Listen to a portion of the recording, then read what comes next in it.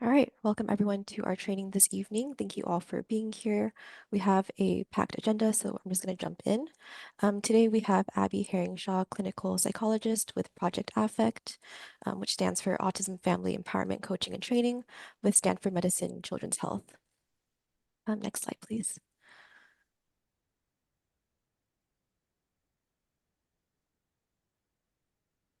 All right, for anyone who's new here, we want to briefly talk about what the FRC does here in San Mateo County. We serve families who have children with disabilities between the ages 0 to 22. We are staffed by parents and caregivers of children and young adults with disabilities, and we provide support, information, referrals, and systems navigation.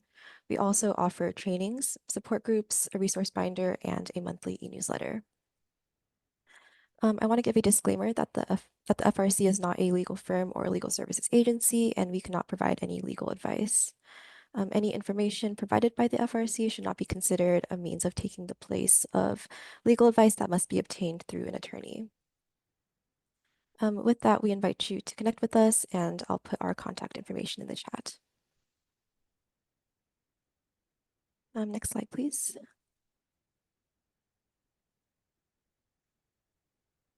Next, we want to go over some general housekeeping items to make sure that this training runs smoothly this evening.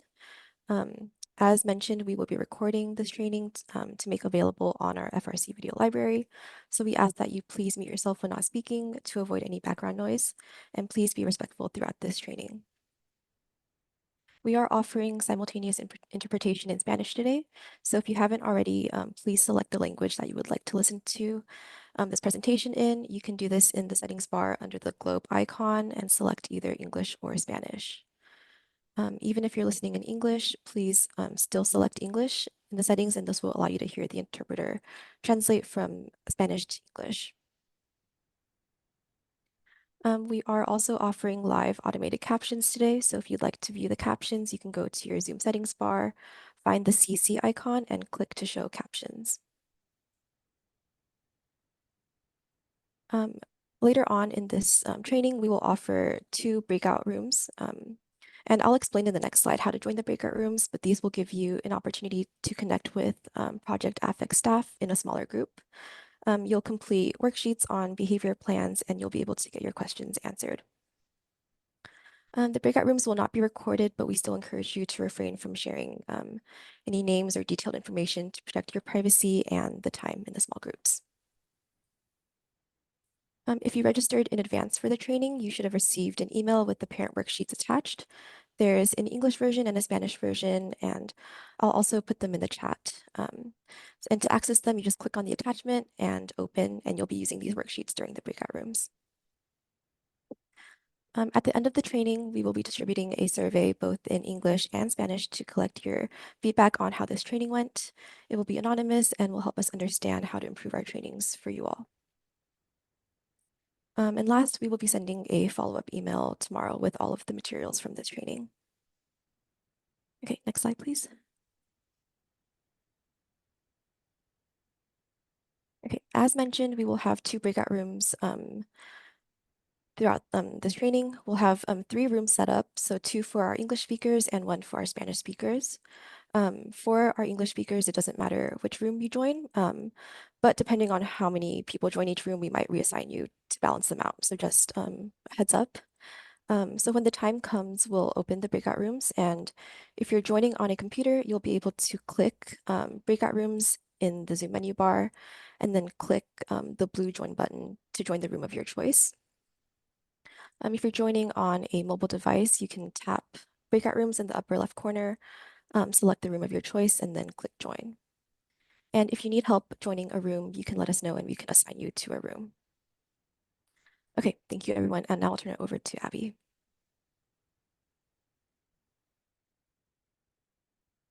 All right.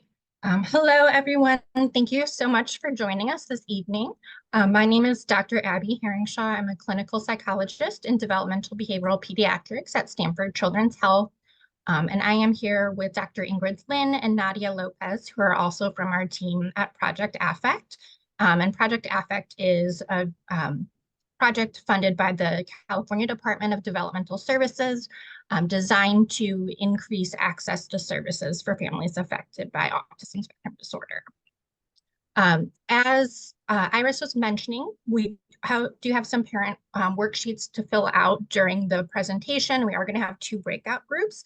The breakout groups will be a time that you can complete those parent worksheets. You can feel free to take notes on them throughout, but there will be a dedicated time to complete them. All right, so with that said, let's go ahead and get started. So part 1 of this, that goes with parent worksheet number 1. That'll be the page 1 is the first one for the first breakout group, and the second breakout group, we will do pages 2 and 3 in those parent worksheets. In part 1, we're really going to be learning about patterns of behavior and how to conduct like a functional behavior analysis to understand why a behavior is happening. So for this section, we are going to be talking about the ABC pattern or the ABC model of learning. And this is actually going to be throughout the whole presentation. So this model might be familiar to some of you. If you have ever had ABA or a parent training component in ABA, it might be new for some of you. But either way, just to review quickly, A in this model stands for antecedent, and that's whatever happens right before a behavior. And if we're talking about challenging or disruptive behaviors, we might think this is like a trigger for the behavior. B in this model is going to be what your child actually does. And again, we would usually be talking about a disruptive behavior, a challenging or problematic behavior here. And C in this model stands for consequence. That's whatever occurs right after in response to the behavior. And in parenting terms, consequence usually gets kind of like a negative connotation, like a negative consequence. It's not necessarily what we mean here. This can be positive or negative. Either way, just kind of like outcome, whatever happens immediately after the behavior. So since we will be having you complete some ABC data on your parent worksheet, we're going to do just a little bit of practice here to make sure everyone's comfortable identifying A, B's, and C's in different situations. So in this situation, this says, John began to hit his mother after she says he cannot have any more cookies.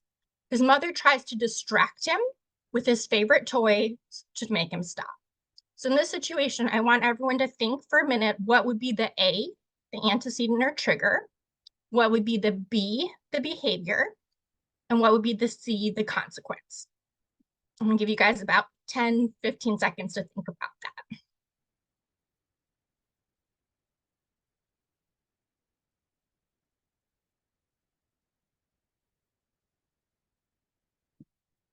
And I always like to say, when in doubt, start with behavior. If you're not sure, what's the challenging behavior here? So we'll start with that one first.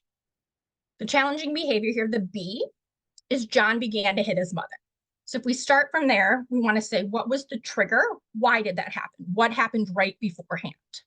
So in this situation, it was that John's mother said he could not have any more cookies, is the A.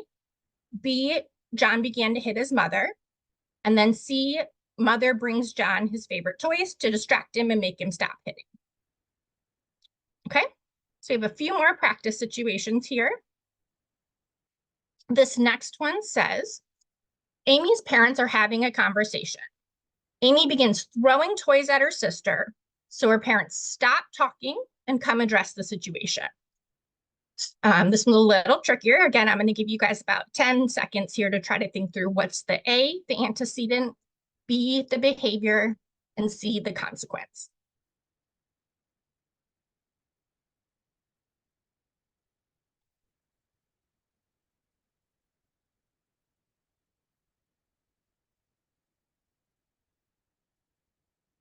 Okay. So again, it might be easier in some cases to start with the B. So Amy begins throwing toys at her sister. That's obviously the problem behavior here. What was happening right before that? Amy's parents are talking to each other. So that's a little bit less obvious of an antecedent here. So when you're not sure, just describe exactly what was happening ahead of time, even if it's not clear to you why that was happening. And in this case, if her parents were talking to each other, they're probably ignoring her. And so we're going to talk a lot more about attention over the next couple hours, but that can be a huge factor in certain situations with problematic behavior. So we have A, Amy's parents are talking to each other and probably ignoring Amy. B, Amy begins throwing toys at her sister. And the consequence, the parents stop talking and then come address Amy and her sister, come talk to them. Okay, two more practice situations here. So I'll make sure you guys are really comfortable with this. This next one says, Katie starts screaming after Bobby touches her favorite toy. A teacher comes over and helps Katie calm down.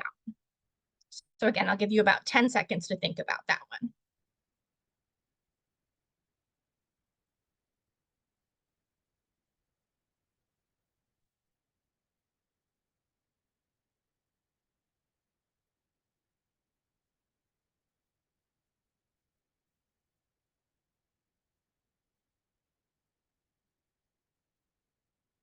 Okay, so this one I have just all at once for the sake of time. So in this one, we have Bobby touches Katie's favorite toy. Is the A, or the trigger. B, behavior, Katie starts screaming. C, consequence, the teacher helps Katie calm down. The last one here for practice, Liam pinches his mother when they walk past his favorite candy at the grocery store. His mother ignores the pinching and continues walking. So I'll give you about 10 more seconds again.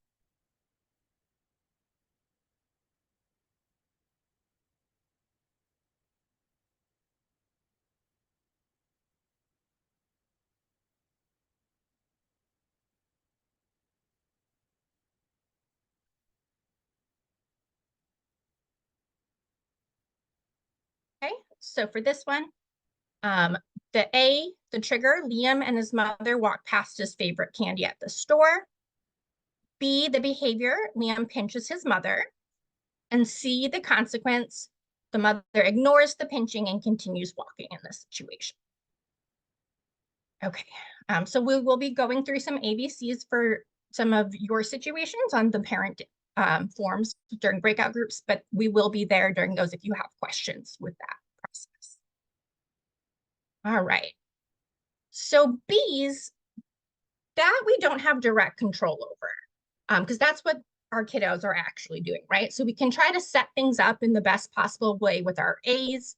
We can try to respond in the best possible way with our C's. The B's, though, what the child actually does, although we might wish we could directly control them, we can't directly control those things. So we're not going to talk too much about these. So instead, we're going to skip right over to C's, to consequences, because that's a major way that we shape and change behavior.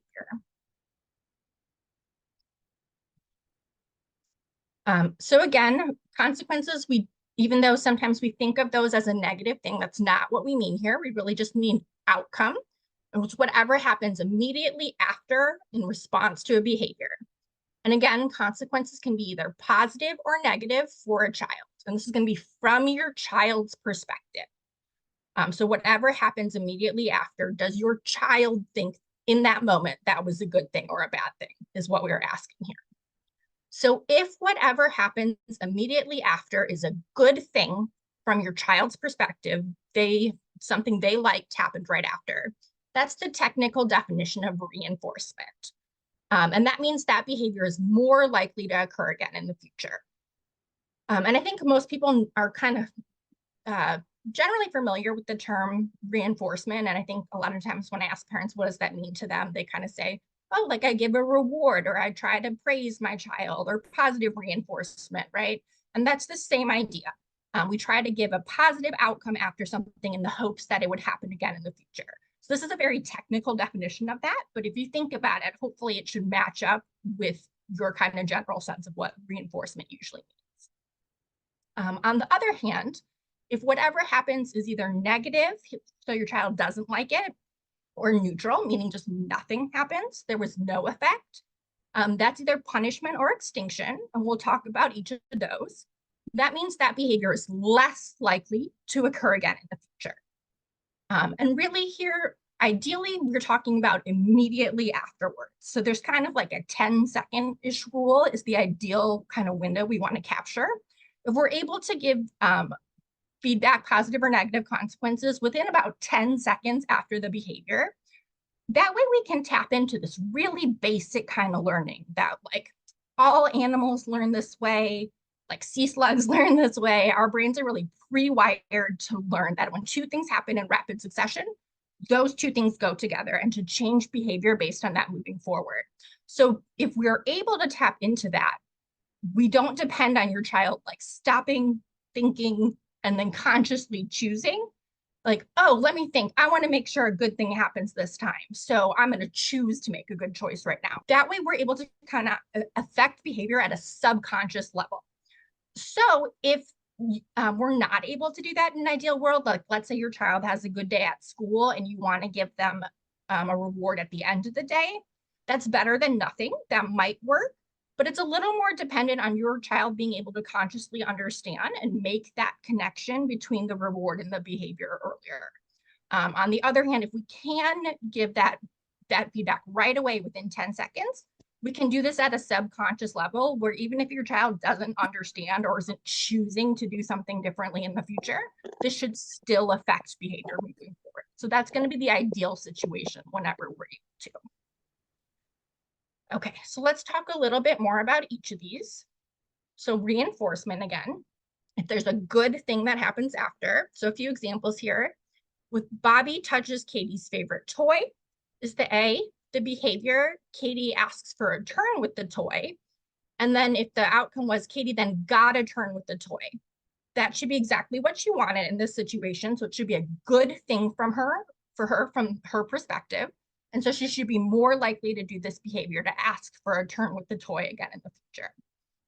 On the other hand, if Bobby touches Katie's favorite toy, and Katie starts screaming, and then the consequence is Katie's teacher makes Bobby give her the toy so that she won't stop screaming, she still got the toy. So that's still going to be a good thing from Katie's perspective. So this is an example of reinforcing a bad behavior, unfortunately.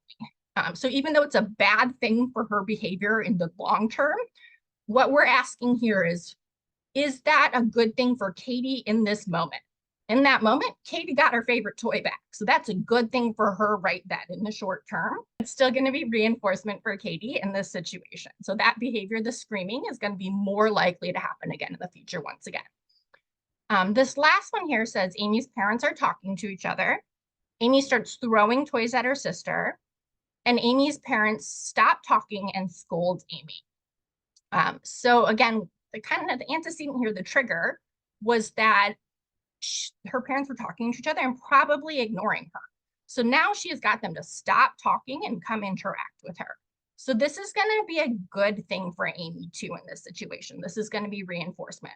Like I said, we're going to talk a bit more about attention, but attention is really something that is always reinforcing for children, including children on the autism spectrum. I think we all know as adults that children like attention. We're all underestimating the extent to which that's true. And children will choose negative attention over no attention all day, every day. So this is a really common area where maybe we misstep a little bit. I think it's a very natural response when we see negative behavior to want to correct it and explain it. But we have to be very careful with that because that can be giving a lot of attention, which could actually increase the behavior when given immediately afterwards. All right, so that's reinforcement. And reinforcement is really the most powerful type of behavioral learning. So if we were to go back a couple of slides to that more likely, less likely situation, and I might even do that so you guys know what I'm talking about. If we were to go back to here, this is called the law of effect. So this is from like the early 1900s when people were first studying behaviorism, not even working with children, working with like cats and rats. So at a very basic like mammal learning level.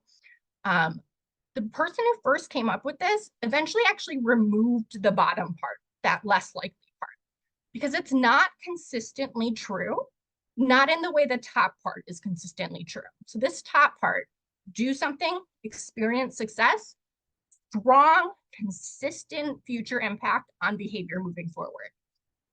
This bottom one can still work.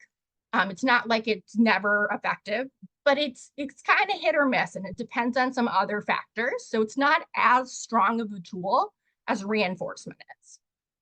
So reinforcement is really going to be our go-to first. And I think a lot of times I sometimes have families think, when therapists or different kinds of interventionists really are pushing positive reinforcement that's like makes everyone feel good and it's all nice for everyone. And that's all fine and good, true. That's or fine and good as well. That's not necessarily why we're pushing that first. We're pushing that first because it's really the best way to shape behavior. It's also a lot easier to implement first rather than diving right into the really trying to have a battle of wills over negative behavior. So punishment and extinction, they do have a time and a place, but they should really only be used in combination with systematic reinforcements when you already have reinforcement in place.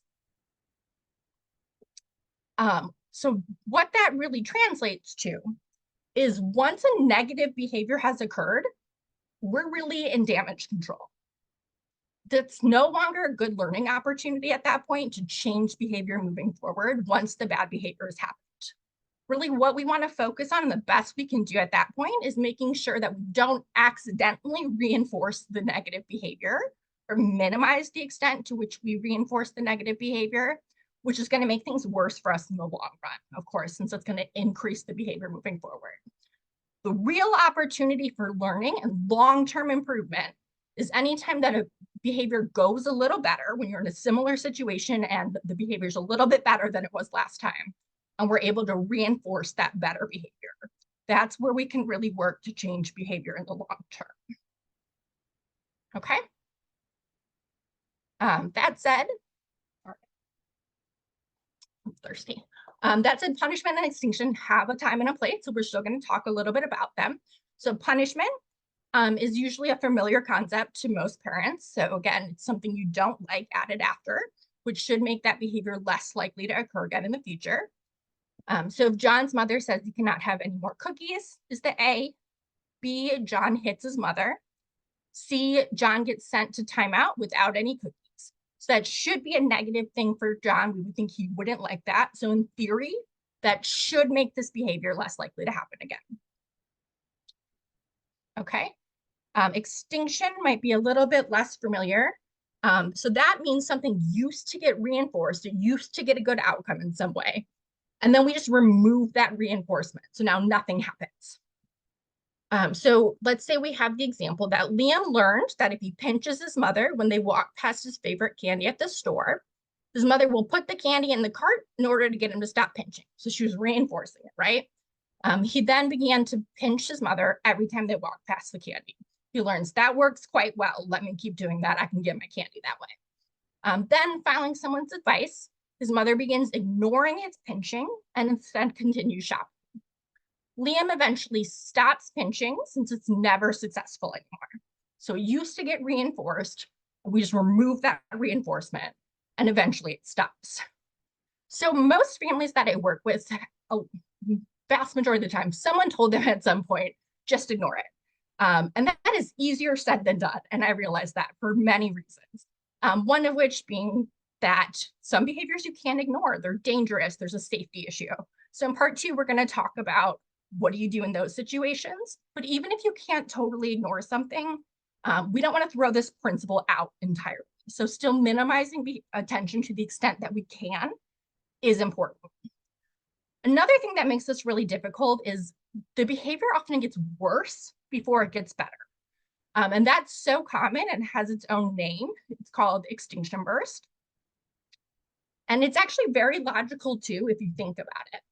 So I like to tell this little anecdote. Let's say at my work, there is a vending machine that I go to every day to get a soda to go with my lunch. But the vending machine's a little old. So every day I go and I put my dollar in and I give it a little shake and then my soda comes out. So I do this every day and it works fine until one day I go, put my dollar in, give the vending machine a little shake, nothing happens. So I want you to think, what do you think I might do in that situation? And when I ask parents that, if they're being honest, I think most of us, our kind of first reaction is like, shake it harder, right? Or like kick it a little bit. And that's a very natural reaction. A lot of us have. Something used to work and suddenly doesn't. The first thing we think of is like, let's do the same thing, but like turn it up a little bit. And that's usually what we see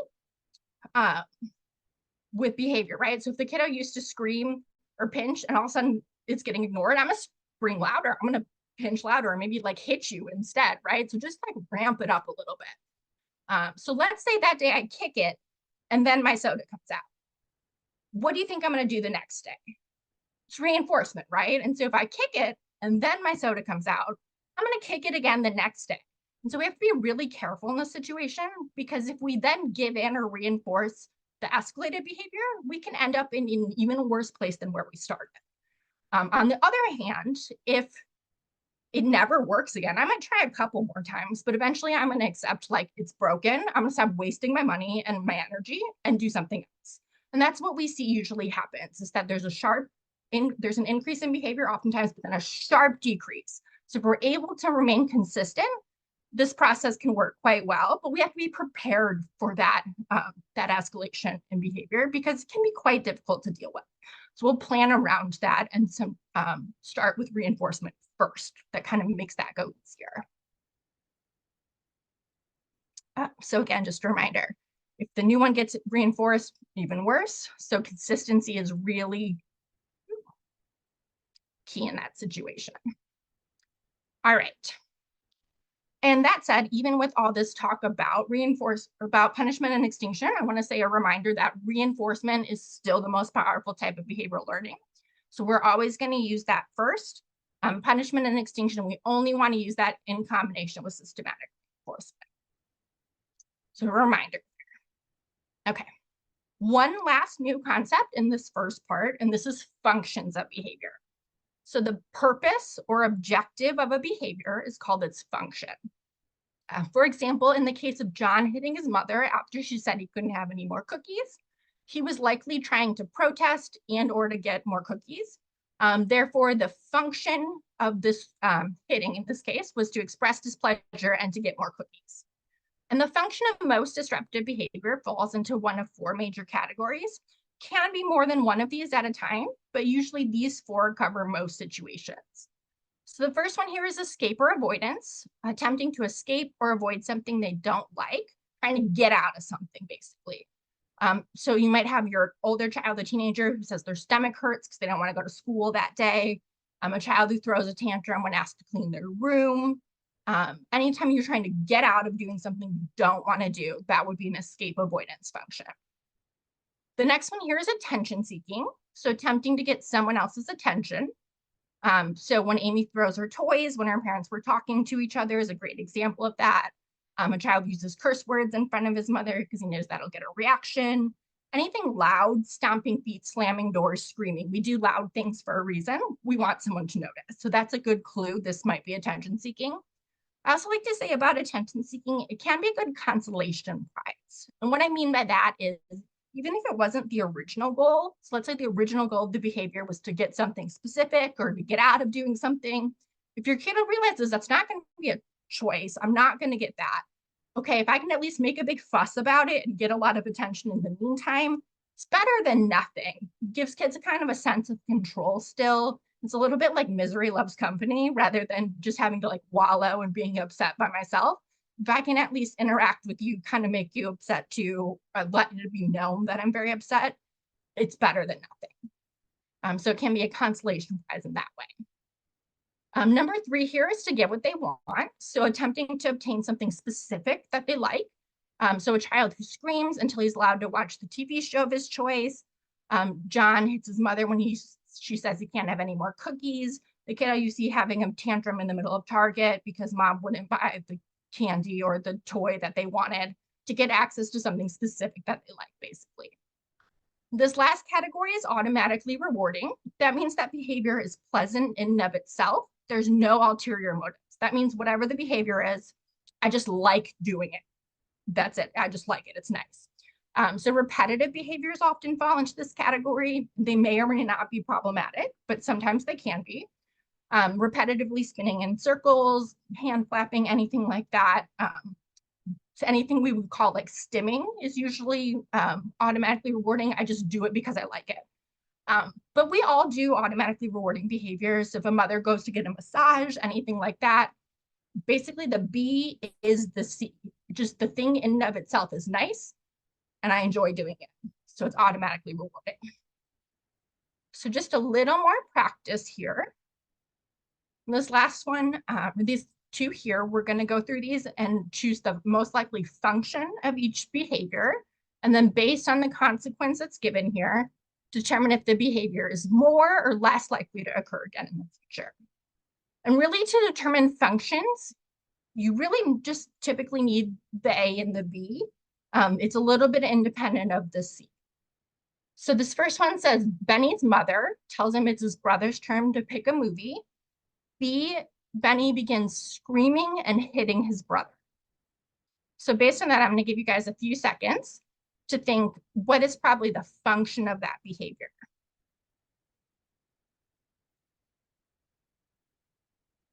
And again, our choices are escape avoidance, attention, to get what they want, and automatically rewarding.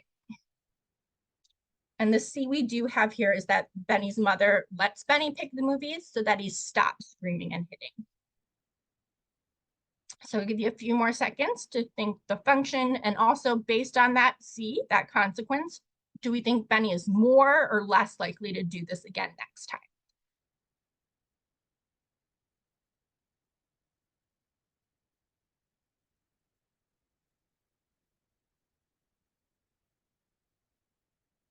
Okay. So for this one, the function would be to get what they want, and most likely here, and that would be because he wants to get a chance to pick the movie, right? So if we just look at the A and the B, his mother said it's his brother's turn to pick the movie. He begins screaming and hitting his brother. So he wants to get to pick the movie instead. And I could also see an argument for there being secondary, because it can be more than one at a time, an attention-seeking function too, because he is screaming, he's being very loud and trying to get garner a lot of attention. So probably wants to pick the movie and wants everyone to know that he wants to pick the movie as well. And then the consequence, Benny's mother lets Benny pick the movie so that he stops screaming and hitting. Again, that's exactly what he wanted. So we've perfectly met the function here, which is the best way to reinforce behavior, the best way to increase it. So if it's a bad behavior, it's the worst thing to do. If it's a good behavior, it's the best thing to do because it's going to increase it moving forward. Okay, one more here at the bottom. This says Angie's father tells her it's time to go get ready for bed. B, Angie cries, begins to cry and negotiate for a few more minutes. C, her father comforts her, tells her not to cry, and explains why it's important she gets a good night's sleep. So again, what do we think is the function of this behavior? Escape avoidance, attention, to get what they want, or automatically rewarding. And based on that consequence, do we think Angie is more or less likely to do this again next time?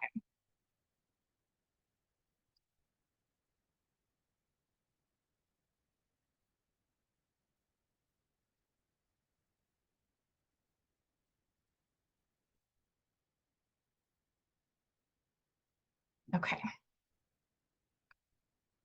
So the function for this one, the most likely I would say would be escape or avoidance. She wants to get out of going to get ready for bed. She wants to avoid doing that. And based on this consequence, I would say more likely. This one's a little bit tricky. When I do this with parents, sometimes I get different answers to this one. And I would say even if she does have to go get ready for bed afterwards, I would say this is more likely. And one thing to think about is really what are her options in this situation? So what is it we would want to see her do instead? Probably we would want to see her go get ready for bed right away without any protest, right? And then we have to think what would probably be the outcome for that? Maybe thank you, maybe we take it for granted if it's not usually a problem and say nothing, right? So if we compare those two outcomes, this one here where she cries and negotiates for a few more minutes, even if she doesn't technically get a few more minutes, sounds like there's this long interaction where she ends up getting a little bit of delay. With escape avoidance, delay is better than nothing. If you're not going to be able to totally get out of it, most people, if you had to choose, I need you to do something you don't want to do you want to do it right now or do you want to do it in 5 minutes? Most of us are going to choose in 5 minutes, right? Like no one really likes to be told, stop what you're doing right this second, get up, go do this other thing. I don't like that, right? And so for most of us, delay is better than nothing. So with this one here, this is kind of like a prolonged interaction that she has where she gets a little bit of delay. And she has this nice interaction where dad like comforts her and soothes her, right? So a lot of attention. If you compare that with the other one, she goes right now with just a thank you that's immediately and with less attention. And so if you think about those two options, this is really the better option, right? And those are probably what her options are realistically. And so sometimes that makes it a little clearer why a response like this might be reinforcing, even if she still does have to go get ready. Sometimes you have to compare it to what are realistically the other options that a kiddo might have. All right. So just one more practice putting this all together before our small breakout group. So we're going to read through a situation and again, find the A, B, and C, find the function, and decide if we think the behavior is more or less likely to occur again in the future. So we have Davy and his brother are playing in the living room while their mother prepares their lunches in the kitchen. Davy was busy making his favorite monster truck jump over some cars when his brother suddenly snatched the monster truck away from him. Davy starts screaming and hitting his brother. His mother comes into the living room and helps Davy calm down and pick up a new toy to play with. So I'm going to give you guys about 10 seconds to think about first, what's the A, B, and C in this situation?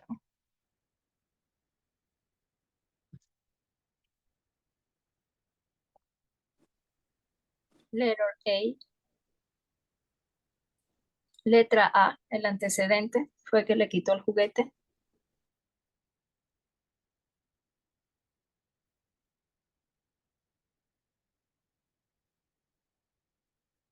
Okay. So the ABCs here, the antecedent or the trigger, the A is brother taking the monster truck. The B, the behavior, is going to be Davy screams and hits his brother. The C, the consequence, mother comes in and spends time helping him calm down and pick a new activity. So how do we respond? And then the function and whether we think it's more or less likely. So I would say the most likely function here is to get what he wants. His brother took the monster truck. He would like to get the monster truck back. So to get what he wants there. And then based on the consequence, is he more or less likely to do this again in the future? And I have more likely here. And again, even if he doesn't get the monster truck back, this is a good thing that's happening for him right after. Mom doesn't come in. He's just there by himself with no monster truck. Now, by hitting and screaming, by making this kind of big ruckus, mom comes in, has this nice interaction, a lot of attention, and helps him pick a new activity. So that's still a pretty good thing, even if it's not the very best thing that could have happened. It's still a pretty good outcome for him. So I would say that's a more likely response once again. All right, so that brings us to our first small group activities. So we're going to have about a 10-minute working group break here where I'm going to have you guys fill out for a couple situations that have happened recently. You can do all four if you want. You can just do one. In part two, we're just going to focus on one specific behavior that you can pick. But just to practice for a few things that have happened recently with your kiddo, what's the A, B, and C? What's the function? And based on the response that you guys had to that, would that make it more or less likely to happen again in the future?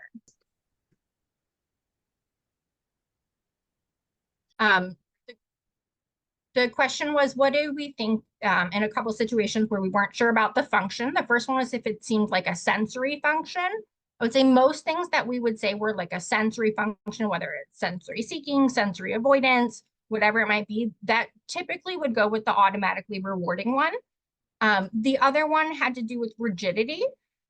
Rigidity would depend a little bit on the situation, but it typically would go with either escape avoidance or to get what they want. So if it's rigidity, like, I don't want to go do this thing that's not my normal routine. I don't want to go to the store because I don't normally go to the store. I want to keep doing this. That would be escape avoidance. I want to get out of going to the store. If it's something like rigidity, like I have to sleep with this, my favorite toy every night, and if I can't find it, I'm going to have a huge freak out. That would be to get what they want. He wants to have that toy there with them. So usually rigidity kind of depends on the situation, but would usually fit into one of those two categories. All right, so I'm going to go ahead and share my screen again, and we will talk about part two.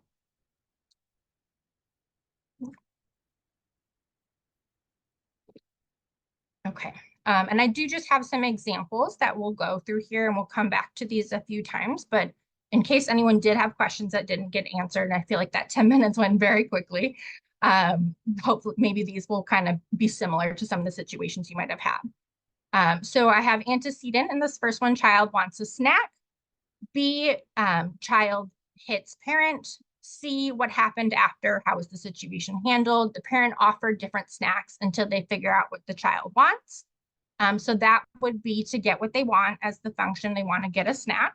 And this would be more likely based on this response to happen in the future. They had this whole smorgasbord of snacks offered to them. So that worked quite well for them. This next one says family goes to a new store, child becomes overwhelmed and starts screaming, family leaves the store in order to stop the meltdown. So that I would call an escape avoidance. I want to escape this store. It's very scary, right? And again, because that is what happened in turn, this would be a more likely next time. The third one here says a sibling takes a child's toy, the child hits a sibling, and the parent separates the two children to remain safe while otherwise ignoring. So I'd say that's to get what they want. And that would be a less likely probably situation, especially if we are reinforcing other behavior that works better. That's probably a pretty reasonable response here, the kind of best we could do in this situation. The last one, parent is not paying attention to child when out in a public setting. B, child begins running away laughing. C, parent chases after the child and calls after them, so kind of public eloping. In this situation, this is most likely an attention-seeking function. Especially kids don't always laugh when they do this. It can still be attention-seeking without that, but if your kiddo laughs when it's a very good clue that it's attention-seeking in that situation. And based on this, this is more likely. It's getting a lot of attention, it's initiating a game, and that is typically what we see in this situation, especially if it's attention-seeking, is that the kiddo thinks that's a fun game, basically. So that's going to be a more likely reaction. Okay, so for part 2, step 1 here is to identify the current pattern of behavior. So basically, I just want you guys, out of what you filled out in part 1 in our first breakout room, to pick one of those things you want to focus on in part 2 to create a behavior plan. So this should just be pulling one of those rows that you already have. So step 2 is going to be our first new thing we're adding here. So the thing we want to do next is identify the behavior you would like to see instead. So we're going to have the same antecedent as in part 1, the same A or trigger.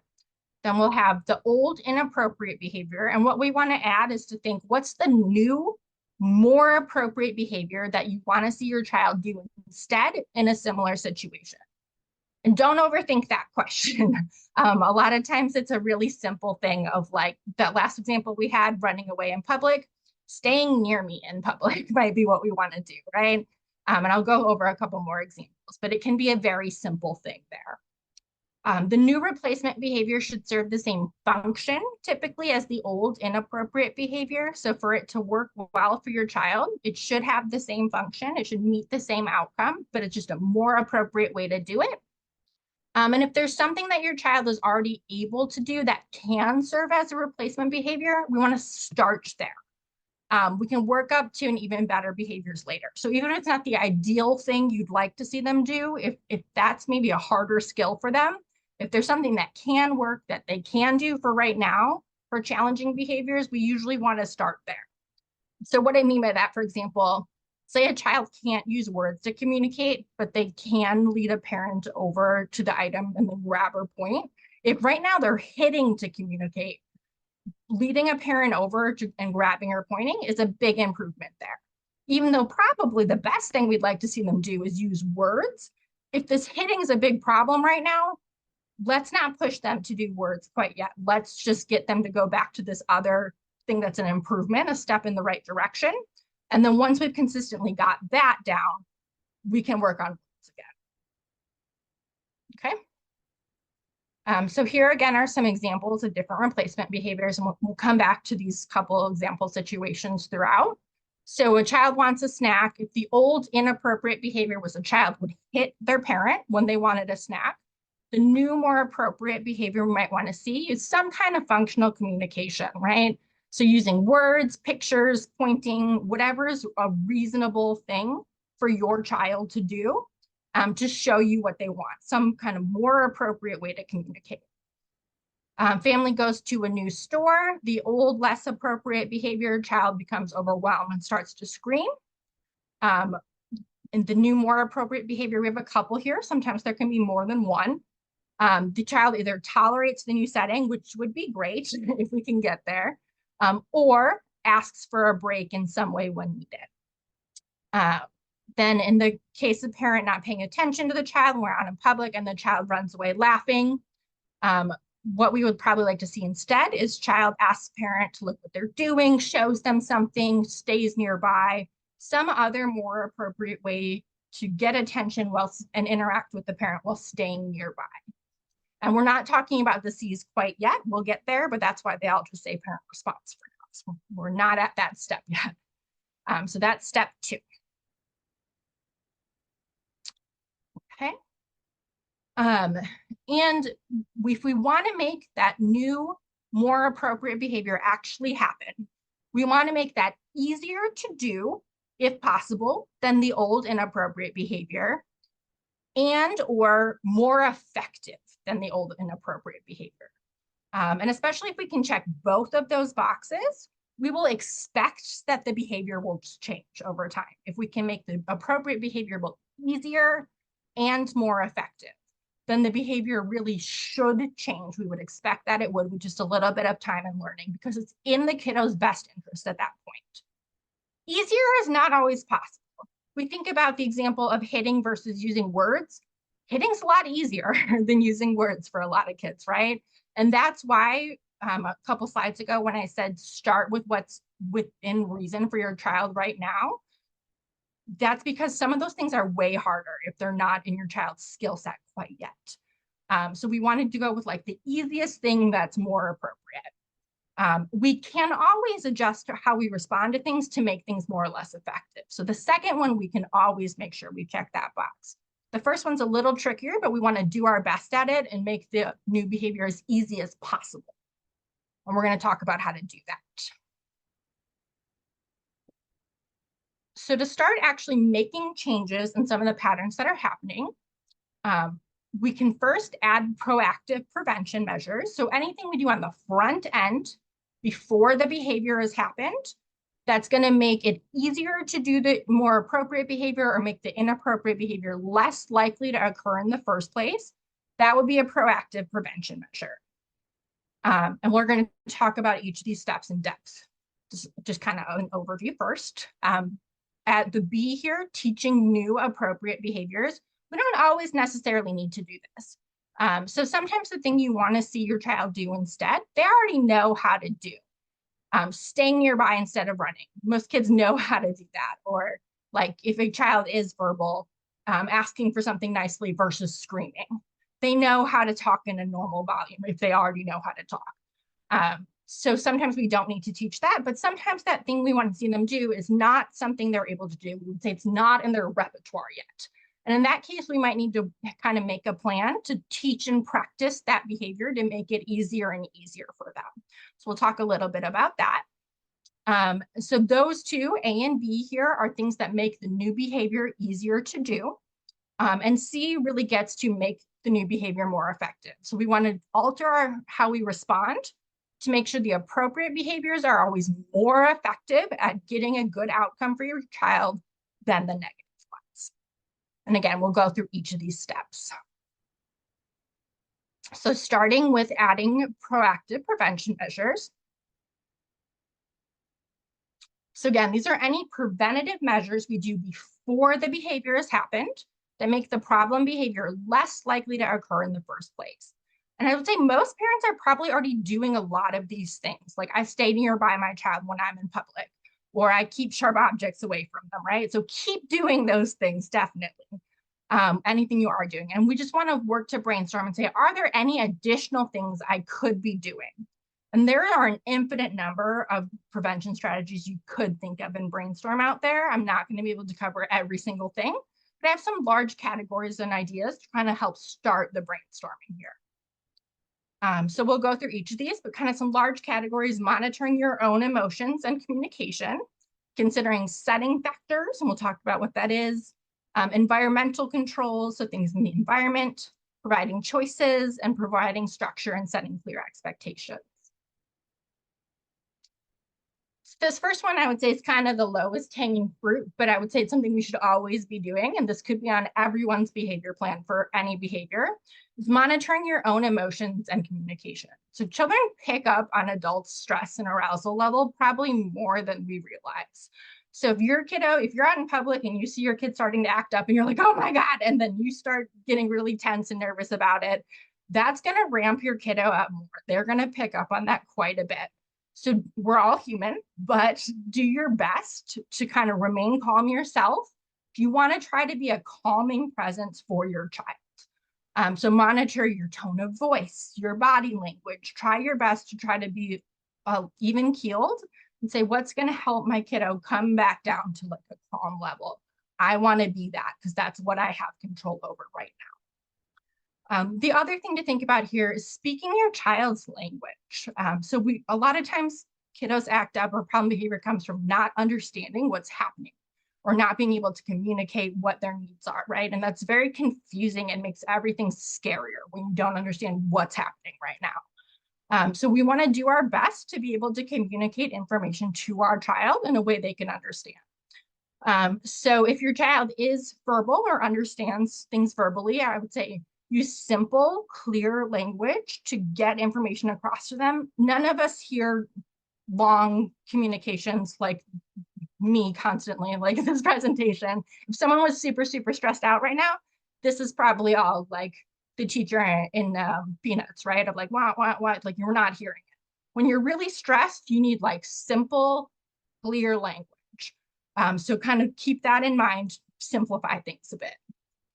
If your kiddo is more visual, use gestures, use visual supports, and we're going to be talking in some of the next slides about different types of visual supports, but try to bring in as many visual elements as you can to help your child understand what is happening and what's going to be happening next. Okay. Excuse me. Next one here is setting factors. What is a setting factor? It's any background factor, like a child feeling sick, feeling hungry, feeling tired. Those kind of exist outside of this, but they're going to make everything else worse, right?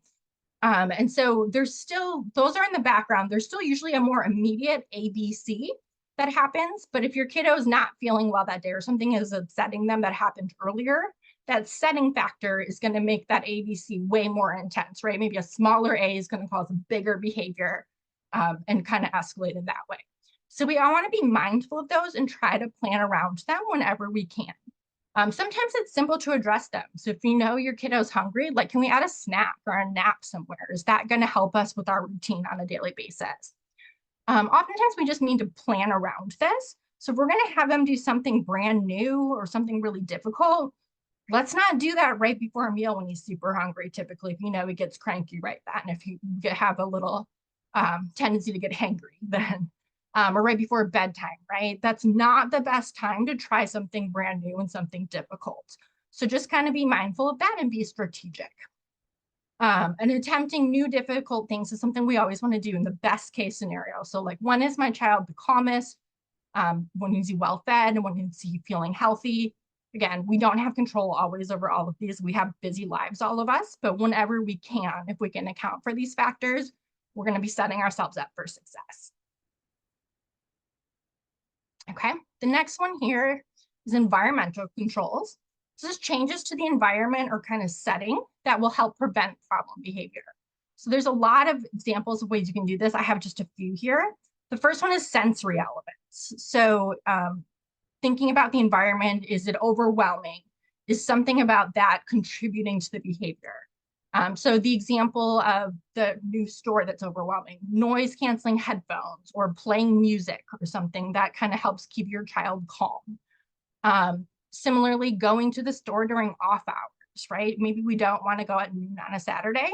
Maybe if we're trying for the first time to get him used to going out in public, can I find a Tuesday afternoon to go, right? Sometimes that is going to be less overwhelming to start with.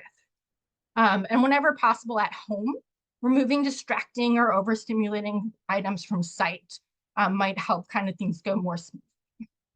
The next part here is access. So keeping items that are off limit, out of reach and out of sight is really a big one too, right? A lot of times kids see something that they want, and then if they see it, I remember like, oh yeah, there's cookies up there. I love cookies. And then if they're told I can't have cookies, that starts this whole thing off. And if you never had seen the cookies in the first place, it might not have triggered that whole kind of chain of thought there, right? So kind of being mindful about what's in sight and keeping things that aren't going to be an option out of sight, and especially out of reach, because then we're going to have to like wrestle it away from him. And that's never a situation we want to be in. This isn't always economically possible, but if it is, you know, if there's a fight every day between my two kids about the iPad, can they each have their own? Or can I have like really clear designation of like, this is yours, something like that can help avoid a situation in the first place. And then more obvious ones, child locks, lock on doors, safety harnesses in the car if needed, kinds of things that really control the situation and help avoid those problems that we might have. And a lot of times speed matters. So even if we can't totally prevent a situation, a lot of times with that, you know, maybe I'll recommend like safety gates around the house, and they're like, oh my gosh, my child knows how to get through every child lock I have ever seen. The thing is, even if that's true, it probably takes him a second and slows him down significantly. And sometimes that can be really huge. If that can at least give you the time to intervene before there's a big issue, before he got into, you know, whatever it might be, tried to drink something that was poisonous, right, or toxic. Like the fact that it was slower and he couldn't get all the way to it could be critical in that situation. So even if this isn't a full solution, if that can slow the situation down a little bit and give you more time to intervene to control things as a parent, that can go a long way in keeping everyone safe. And kind of similarly, keeping siblings further apart. If there's a lot of fighting between siblings, is the problem behavior or positioning an adult between them. So again, what is this situation we're actually talking about really depends on how these would apply. But these are just kind of big categories to get you guys thinking. The next one on here is providing choices, and ideally predictable choices. So rather than simply saying no, let children know what options they have. This can really go a long way. And ideally help them brainstorm, right? I don't know how many times kids, when left to their own devices, they're like, I'm bored, I can't think of anything to do. Even if your child can't verbalize that to you, it's a very common childhood experience that he might be going through. And a lot of times that's when we see kids get into things that they shouldn't be doing, or become really upset about the one idea that occurred to me, I can't have it, and now I'm upset about that. So I have a few examples here of some visuals that would kind of help it be easier for kids to know what is available. So this first one is just an available, not available that I've actually used quite successfully with the kiddo before. During session, iPad was not an option. They used to have my face on the other side because I was an option. That's what we're doing right then. But just so he knows, okay, I can't do this thing, but here are all these other things that I can do. And this was a visual that I've used with the kiddo that was fairly minimally verbal. It's pretty intuitive. And actually some kids, and this kiddo in particular that I made this one for initially, picked this up right away, even though he doesn't understand words. He plays on the iPad though, he sees check marks and green things and red things, and it's kind of an intuitive thing. So knowing, okay, here are the toys that I can play with right now. The second one's kind of similar, a little bit more verbal, a little more word visuals in there, a little more involved, but it just kind of, this is like, these are things that are always available. Again, makes it easy to make a good choice. We don't, rather than them having to brainstorm, here's what I can do. It's all laid out for me. It makes it as easy as possible. Number 3 on here is an example of like for treats. If a kiddo knows ahead of time what's going to be an option, that's going to kind of limit their reaction if they are denied something they want. Sometimes I think if a kiddo walks up to a parent and either like ask with words or with pictures for ice cream, and the ice cream's not available, and you as the parent have to tell them, no, you can't have that. if they asked you, it's because they thought there's a chance they might get it. And every time they're told no, it's like you rolled the dice, you played the slot machine, and you freshly lost, right? It's disappointing every single time if you weren't expecting that no. So just by having this be a little bit more predictable, you're no longer the bearer of bad news, that you just gave that child that bad news that is like a fresh loss to them that they're feeling very raw and angry about. This kind of removes it outside of that, even if it takes them a little while to get, a couple days to get used to, like, oh, this is the new rule. When the third ice cream's gone, I can't have it. That you're no longer like the object of that ire in that moment. And that can really be a big impact on behavior. So the example here is if a kiddo was allowed 3 treats per day, and this is posted somewhere where everyone sees it on the fridge maybe, and every time they have one, you cross it off or remove one. So that's there really clearly and visually, and they know when it's likely they're going to be told no, or if there's still an ice cream, I can still have one more. So just to make that nice and predictable for them.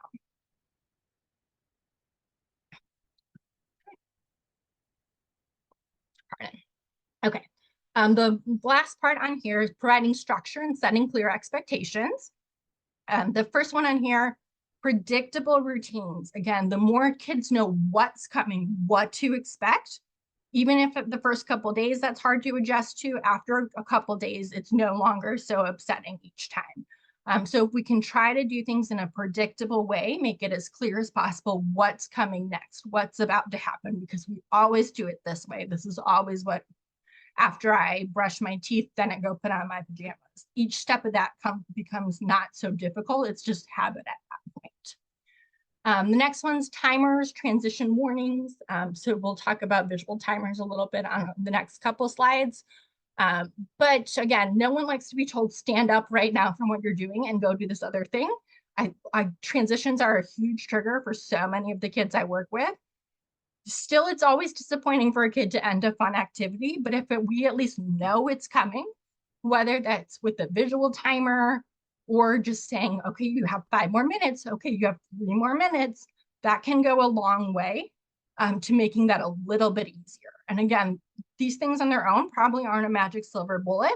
This is one part of the plan, right? So if it can make it a little bit easier, that it kind of working together with the rest of our behavior plan can be an important piece. These last 2 visual supports, we'll talk about it a little bit more in depth, and same with social stories. So visual supports, there's a million different kinds. We could have a whole other 2-hour presentation on visual supports. So I just have a couple examples here. And at the end of this, I will have additional resources where I'll direct you guys to, if you want to learn more about different types of visual supports, you can. But just a couple examples here to, again, help provide clear structure and set a clear expectation. And that's a big theme I want to make here, is if we can set a clear expectation ahead of time, that can go a long way as a prevention strategy. So the first thing I have here is a first then board, where you just have 2 activities. Oftentimes it's something a kiddo doesn't want to do, followed by something that you do want to do. So first eat lunch, then you can go to the playground, something like that. So just really clear what's going to happen, when can you do that thing that's fun. The second example here is a visual schedule. So that's for multi-step things. And this one is for getting ready in the morning. There's an example for toothbrushing, but that could also be like throughout the whole day, depending on what level of detail your child needs and benefits from. But it could be like school, and then we're going to go to the store, and then we're going to go home, and then you can have playtime, right? Something like that. And so, again, just a predictable routine, set that expectation ahead of time, let them know what's coming. This here is a visual timer, like I mentioned just before on the right. Counts down when an activity is ending. And so kids know when they can expect a transition. It doesn't come out of the blue. Another thing you can do, I don't have an example of this on here, but if you don't know, like, it's going to be 17 more minutes exactly, because we don't always know exactly when something's going to end. You could just do, like, you can do a more qualitative, like 5, 4, 3, 2, 1, or like red light, yellow light, green light, when you're like, okay, if there's 5 things left, there's 100% to go, and then you like remove one and you see like a stack of blocks, or it could even just be Post-it notes, right? Just showing like a general countdown, like, okay, where I'm about 20%, we're done, let me remove the second Post-it note. And then when they're all gone, we're all done. So you can kind of do, if you don't know the exact time, something a little bit more qualitative like that. Okay. This last one here was probably going to be for a child that's a little bit more verbal. So this might not apply to everyone, but letting your child know what to expect in new situations, either through something like a social story or just a discussion, that's going to help them know, again, what to expect and help them control their emotions when that situation actually comes. So it's not such a surprise. So you can find or write a social story on what's going to happen. I have Carol Gray's website on here, who technically is the inventor of social stories. That's going to be in the additional resources too, but there are lots of them online. If you just Google them, you can just also informally discuss what will happen and answer questions ahead of time. Look at pictures of people or places you'll see. Again, the more you can do to help your child know what is about to happen, the better. And you can also watch a video of a similar activity online. So you could watch a video about like going to the doctor or going to the airport, right? So a lot of the sights and sounds will be the same.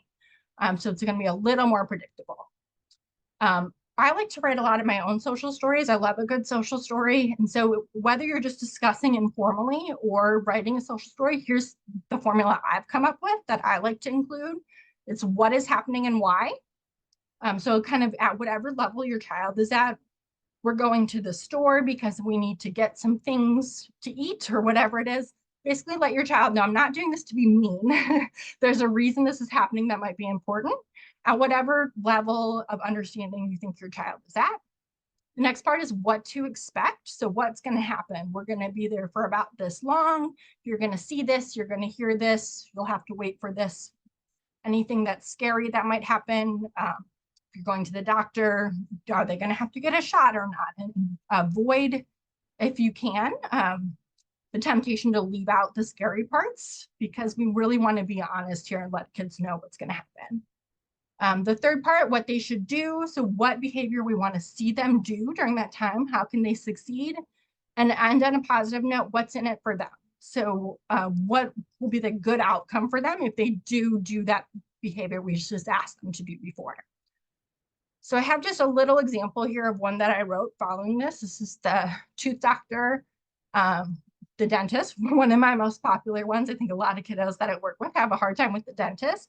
I usually just make social stories in PowerPoint and I just Google image some clip art photos. They don't have to be anything fancy. So what is happening? Why? The dentist is like a doctor for your teeth. They help me keep my teeth healthy and strong. So that's it for that section for this story. Again, this is not some type of like crazy torture chamber. There's a reason we're going to the dentist. It's important. There's a pretty long section in this one in what to expect. There's lots of sensations at the dentist, right? So first I'm going to go to the waiting room. Then I'm going to lean back in this chair. There's going to be a bright light. They're going to put this thing in my mouth. So we spend a while going through that. Here I cut a lot of it out actually for this example. The last two sections, what do we want to see them do? In this part, we want to see them stay still, basically, right? So I'll be done faster if I stay still and stay calm. That's really what we want to see them do in this situation. But you might want to outline other behaviors in other situations and what's in it for them. So if I'm brave when I go to the dentist, most dentists have a treasure chest at the end. I think my mommy and daddy will be proud of me. It's also kind of a low-hanging fruit we have in any situation. If it's going to a friend's birthday party, my friends will want to hang out with me again. If you're going to add any kind of tangible reinforcers, any rewards they'll earn, I would let them know in this situation too. So just one example of how those different sections would apply here. Okay. So going back to our example situations then, adding the prevention measures. If we go back to the child wants a snack and child hits parents, some different prevention strategies that could apply here, and there's probably a ton more, but just some examples. A visual schedule to let the child know when snacks are available and when they're not. If you're using a picture system like PECS, where the child actually communicates by handing you a picture, it's not something we covered, but it might be something you're familiar with. make sure that's out where your child can get it, right? Otherwise, it's not a useful thing for them to use in that moment. So just thinking about the environment, is that somewhere accessible for your child? Planning around setting factors. If you know your child typically gets hungry around a certain time, be prepared to offer choices around that time, have some things ready. Strategy 3, in the environment, keep items that are an option where your child can see or point to them, especially if they're using pointing or things like that. Things that are an option, let's make those out and available so your child doesn't need to hit you because he doesn't have another option, right? Conversely, things that are unavailable, let's try to keep those out of sight. The next one here, where the family goes to the store. So prevention strategy 1, a social story or discussion to let your child know what to expect could be helpful here. A visual timer or list to let them know about how much longer the trip will last. That goes so far, right? I always think of when your computer's auto updating and you're just sitting there and you're like, this is so boring. If you can at least see that like progress of like, here's how much is left, that makes you feel so much better. So how can we provide that information to them? And whether it's like, all right, we're about halfway done, or you can just see on a list, like I've halfway crossed off my list, that could be helpful in this situation. Strategy 3 here is the environment. So try to go at a time that's typically not too busy. If you're able to, consider noise canceling headphones if you tried them out before, if your child responds well to them. That could be another thing that could be helpful. The last one here, parent not paying attention to child in public where they're running away laughing. So environmental controls, you're going to want to be mindful when you're out in public. Try not to let your child get too far from you to begin with if you know this is a problem. Strategy 2, use a social story or some kind of similar discussion to set expectations about staying nearby and how they can ask for attention or interact in better ways. So what things can they say? And strategy 3, proactively provide reinforcement via attention for your child staying nearby or trying to gain attention in a more appropriate way. So if your child was playing near you for 20 minutes before they ran, every couple minutes, making sure you're saying like, I like how you're staying near me, or interacting with them in some way so that they were getting plenty of attention when they were doing appropriate things, that they don't only get attention when they then begin to run for you. Okay. So now we're going to move over to B's here, teaching new appropriate behaviors. We're going to cover this kind of quickly because this can be a longer term process in some situations that might take a little more planning, but I'll kind of go over some large points here. So again, if needed, teach alternative appropriate behaviors. If your alternative behavior you came up with is something your child already can do pretty easily, we can totally skip this step. But if it's the skill we want to see them do, they don't have that skill yet or understand why they should act differently. If you think they really don't know, we might need to spend time teaching the new skill. An important thing here, teaching should not occur immediately after the inappropriate behavior occurs. And I think that's a really common misstep, is like talking and trying to do teaching right in response to the behavior. There's 2 reasons we want to avoid doing that. One is that it could potentially reinforce the bad behavior by providing a lot of attention immediately afterwards. And remember, attention's always reinforcing. The second reason, it's not usually successful.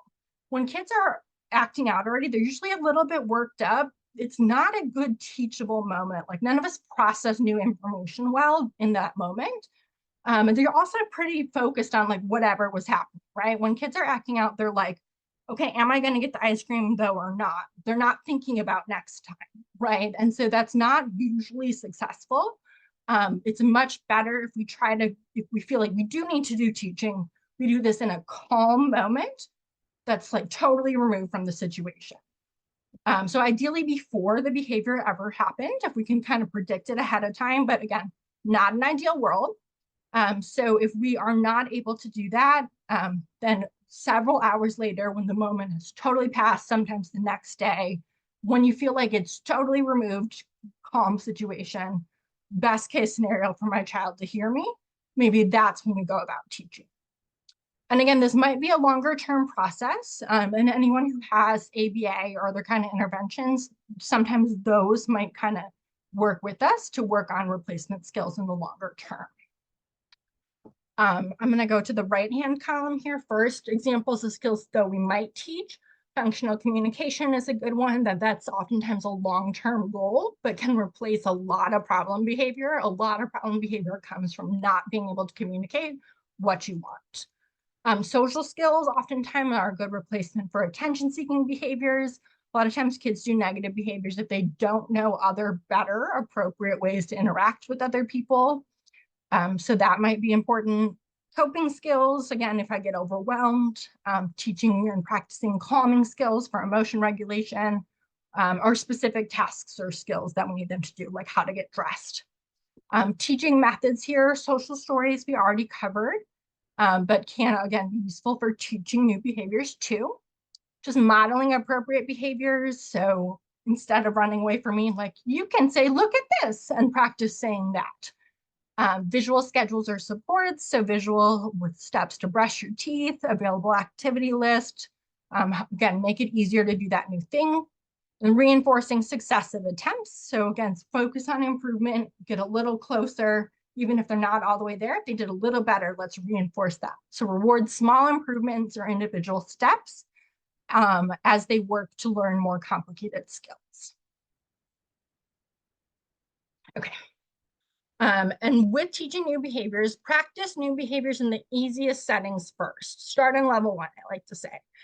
So children are unlikely to use brand new difficult skills in very challenging situations. A lot of times the most common one I hear is like, we're learning coping skills, but when he's really upset, he doesn't do it. That's a big leap. It's probably not going to happen immediately if we're trying to learn and practice that skill for the first time when I'm like 10 out of 10 upset. So try to use something like a new coping skill first when your kiddo's like mildly frustrated, not just having a full meltdown, and also practicing regularly when they're totally calm. If there's any chance they're going to do that thing when they're upset, they should know how to do it like the back of their hand when they're totally calm, right? So practice in those easy situations first. If we're thinking about something like building tolerance, like being able to tolerate a new store, go for a short trip initially, work in small doses, then build up tolerance for longer trips. Think of it the same way you would as like training for a marathon. You probably can't just go run a marathon all at once. You'll have to run a mile the first week, and then you can work up to 2 miles. Same thing with tolerating things that you think are unpleasant. Just waiting for 15 seconds initially, if that's all we need to. Then work on waiting longer and longer. The next one here, identify and respond to early signs of a problem. So look for signs when your child is starting to get upset, then prompt skill use. So we still can intervene before your child has totally like melted down and engaged in some really bad behavior. It can still be a prevention strategy. If we wait until afterwards, now we're in C territory if we're only responding once the behavior is really bad. It's also going to be a lot easier to put the brakes on, again, when we're 1 out of 5 upset, not when we're 5 out of 5 upset. So looking for what are those early signs something is coming, let's intervene then. And the last step on here, setting up practice situations. So going to the airport before an actual flight, practicing sharing with a parent before trying to take turns with a peer, kind of these real contrived, like set up situations ahead of time. So maybe you grab your child's toy for like 5 seconds and give it back if you're starting to learn as a parent, if you're starting to learn turn taking. You're going to be a lot more patient as a parent than a peer is going to be. So we might need to practice in those like fake situations first before we're ready to try a real situation. Okay. So going through some examples here again. For the child hitting parent, in the case where they wanted the snack, we wanted the skill would really be building functional communication here. Whether that's using words, gestures, or a picture system, practice using that mode of communication frequently, starting in easy or calm situations. Don't only try to practice it when they're upset. So try to practice as much as you can. And with any of those types of functional communication, it's often appropriate to collaborate with ABA or your speech therapy providers, and they can work with you on a teaching plan, including how to prompt new behaviors and then slowly fade them out. Because again, this is sometimes a longer term, more in-depth process that unfortunately I can cover right now.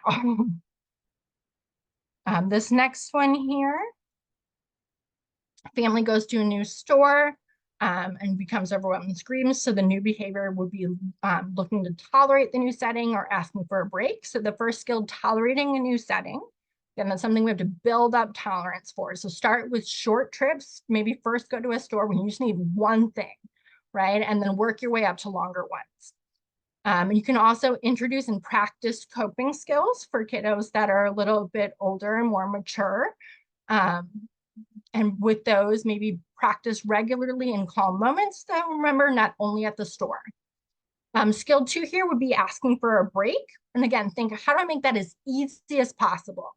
Even if your child can communicate with that with words, is that going to be hard for them when they're actually upset?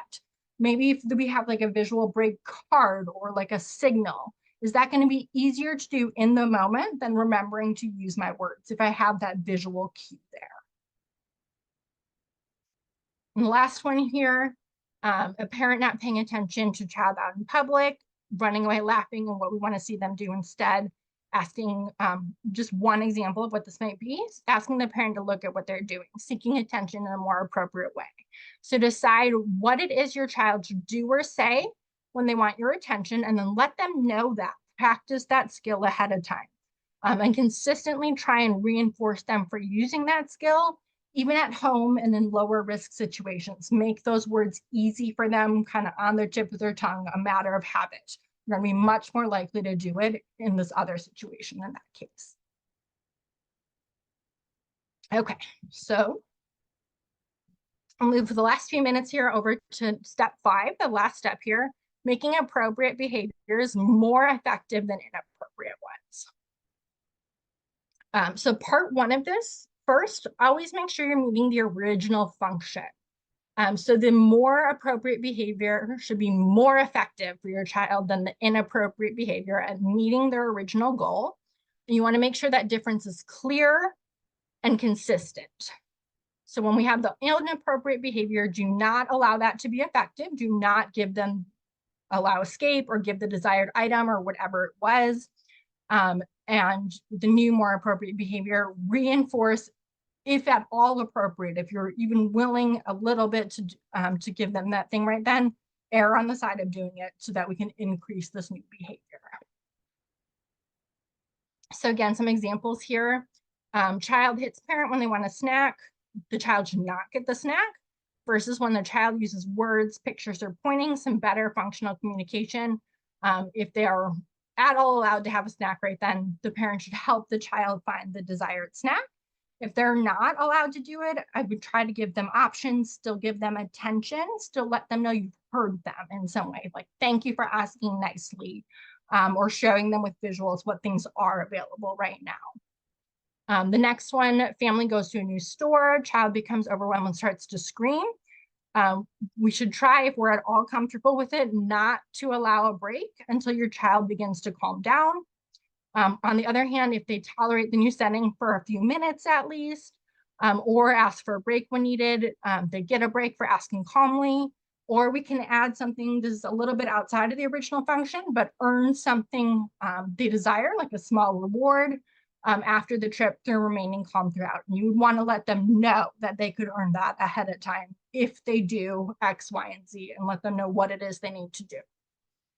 The last one here, parent not paying attention to child while out in public and child runs away laughing.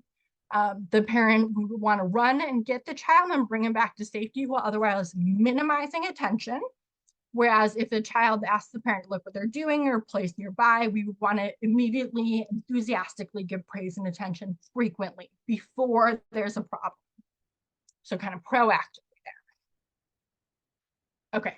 Part 2 of this is to always consider attention. Remember, even when it was not the original function, attention is always reinforcing for children. Therefore, attention always increases behavior. And that's true for negative attention as well. So scolding or correcting, that's still attention that increases behavior.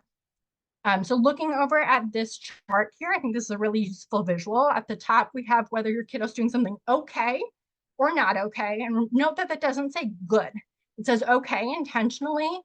Anything that's not a problem is something we want to see more of, that we want to increase. Sometimes just the lack of a problem. What could be going terribly wrong now, but isn't? Let's see more of that. On the side here, we have whether we're giving attention, which of course always increases behavior, or not. So we want to live in these two green squares as much as we can. We want to be giving positive attention anytime our kiddo's doing anything okay. Catch our child being good.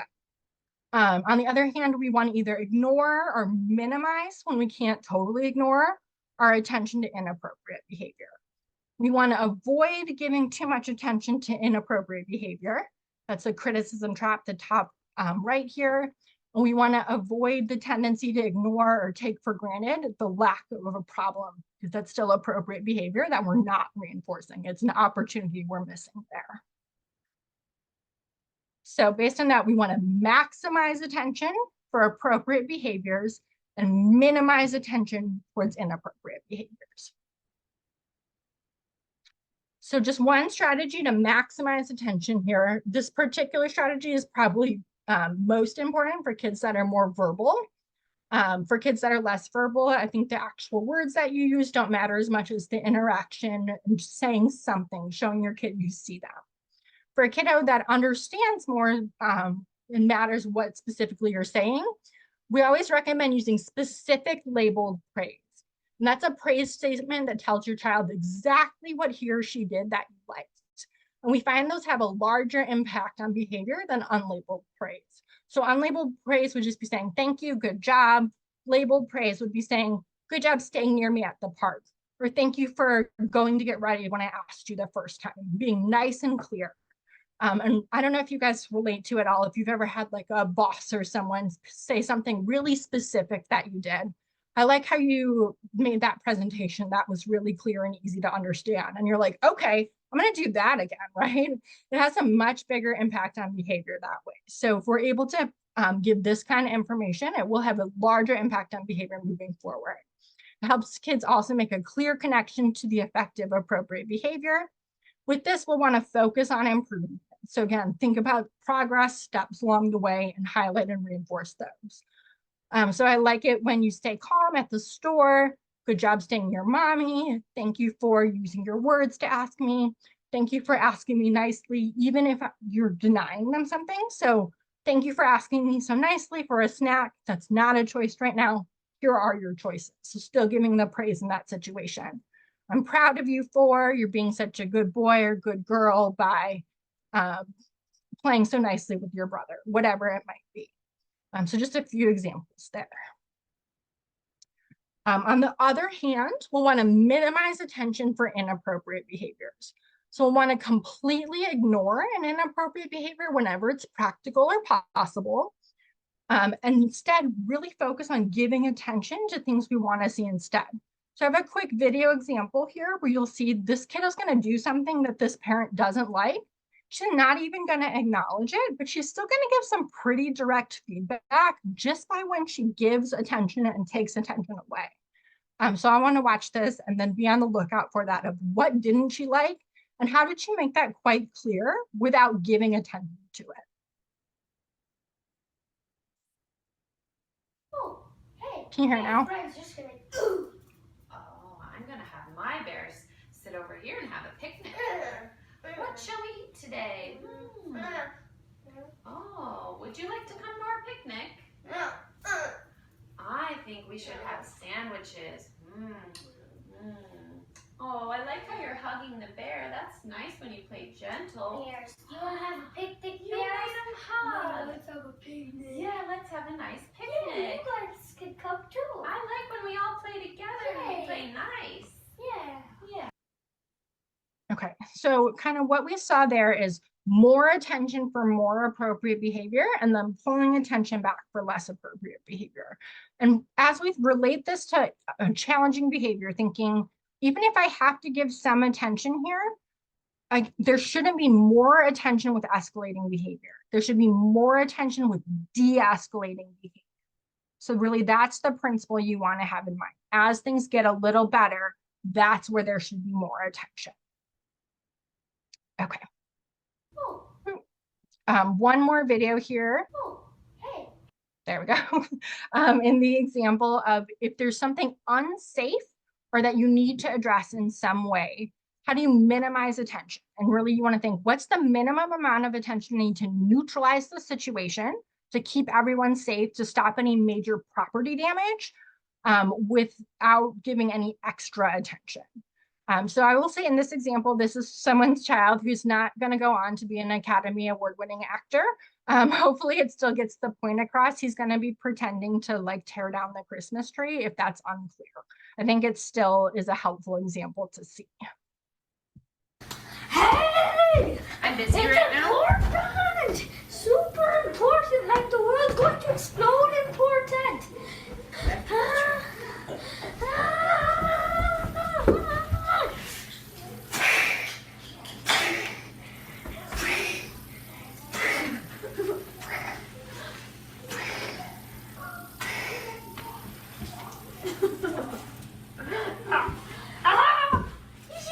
I did it! Yes! Oh, yeah. All right, so as you can So there, when he was kind of pretending, she had a bad example first that we didn't watch for the sake of time, but she was like, stop it, don't do that. Whereas in this better version, she just kind of did that like Red Rover kind of block, right? She used her body physically to keep him away from it. Even when he got that pine cone, she went and removed it. She didn't talk with him. She didn't make extra eye contact or kind of interact too much. She wasn't too dynamic. So what was the minimum amount of attention she needed to keep everyone safe to kind of neutralize the situation? Okay, so putting those two parts together, again, meeting the original function and always considering attention. Now altogether we have when a child wants a snack, if they hit the parent, they don't get the snack, and a parent might try to block or kind of minimize, remain safe, the hitting, whatever they need to do, kind of gently move their hands down. Probably don't talk to them, probably don't say, no, stop it. That's not usually helping in that situation. It's usually extra attention. On the other hand, if they use words or pictures or pointing to show what they want, then we would want the parent to try and meet that function by helping them find the desired snack, provides clear attention and praise for using their communication skills. Again, even if you're saying no, thank you for asking me so nicely. Unfortunately, that's not a choice right now. The new store, if they become overwhelmed and start to scream, parent doesn't allow a break until the child begins to calm down. You might give a little bit of attention to gently remind the child to use coping skills or use their inside voice, but be careful and mindful of that. Make sure it's less attention than this good outcome. So the kind of comparing these two outcomes matters. So on the other hand, if they do tolerate the new setting or ask for a break, again, they get a break for asking calmly or earn something desired after the trip. And provide frequent attention and praise through staying calm throughout. That should be more attention than that gentle prompt to remind them to use their coping skills. That difference in attention always matters. Finally, the child runs away laughing. Parent runs to get the child and then bring them back to safety while otherwise minimizing attention. The child asks parent to look what they're doing. Immediately give enthusiastic praise and attention. Also, before there's a problem, every couple minutes, if your child's playing nicely nearby, interact with them in some way that's meaningful and provides nice attention for them. So if they are verbal, giving praise, otherwise just being nearby, kind of saying things to them about what they're doing, give lots of attention for that appropriate behavior. Okay, so with that said, we're ready to put this all together. This is where the second two worksheets come in. So on worksheet 1, you would come up with the old pattern of behavior and that new pattern, making sure that your response to the old bad behavior is going to make it less likely to occur again in the future, and the response to the good behavior is going to make it more likely. And on the second page, you can write out details of any prevention strategies, and any skills for teaching new behaviors, as well as if you want to kind of flesh out a little bit more how you respond to both the good and bad behaviors. So we're a couple minutes behind schedule. I think maybe we'll do like 10 minutes in the small breakout group to work on this one as well. A follow-up email tomorrow with the presentation and materials as well as the survey. If you have any questions that come up afterwards, please feel free to email us. Put our email in the chat, and we'll get those questions answered for you. Okay, thank you everyone. Have a good rest of your night.